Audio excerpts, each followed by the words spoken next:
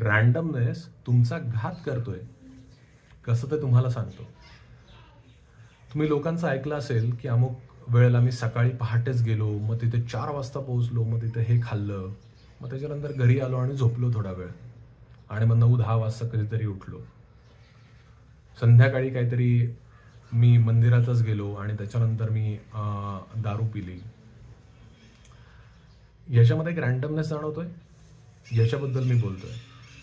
Randomness म्हणजे कुठल्याही गोष्टीची एक ठराविक वेळ आणि सिक्वेन्स ठरवलेला नसणे आणि तुम्हाला पाहिजे त्यावेळेला शक्यतो त्याची वेळ नसेल अशा वेळेला ती गोष्ट करणे, याचा नाव ना रॅन्डमनेस. याच्यामध्ये तुमच्या ब्रेनला सरप्राईजचं आणि एक काहीतरी शॉक अशी व्हॅल्यू असते. त्याच्यामुळे तुमच्या ब्रेनमध्ये असं एक एक्साइटमेंट होते, तुम्हाला सेरोटोनिन आणि डोपामाइन रिलीज झाल्याची भावना झाल्यामुळे आनंदसुद्धा वाटेल. पण हे तुमच्या ब्रेनसाठी खूप घातकारक आहे. कसं?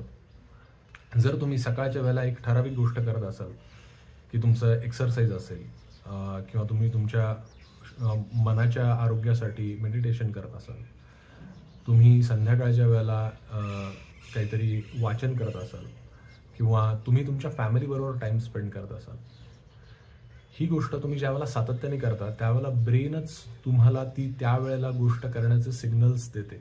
तुम्ही ते फील करू शकता की अरे ही वेळ ही गोष्ट करण्याची आहे.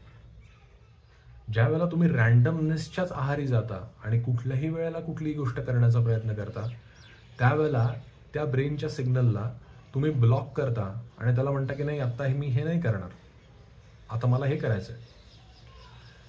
त्याच्यानी ती नवीन गोष्ट तुमच्या ब्रेनमध्ये जाते आणि त्याचं एक रिव्हर्स प्रोग्रामिंग तयार होतं.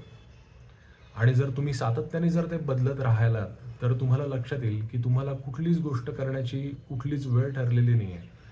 त्याच्यामुळे तुम्हाला कुठलीच भावना निर्माण होत नाही आहे. आणि ज्या वेळेला तुम्हाला एक मोकळा वेळ मिळतो त्यावेळेला तुम्ही मोबाईल बघता किंवा वेळ कसा घालवायचा तर तुम्ही काहीतरी टाइमपास करता. जर एखादा व्यक्ती तुम्हाला म्हणत असेल की तुम्ही अरे या वेळेला ना तू ही गोष्टच करत असशील किंवा ना या वेळेला ना तू हेच करत असेल, तर त्याच्याने जर तुम्हाला प्रेडिक्टेबिलिटीचा टॅग मिळत असेल तर आनंदाने तो स्वीकारा, कारण तुमच्या प्रगतीसाठी प्रेडिक्टेबिलिटी इज मोस्ट इम्पॉर्टंट.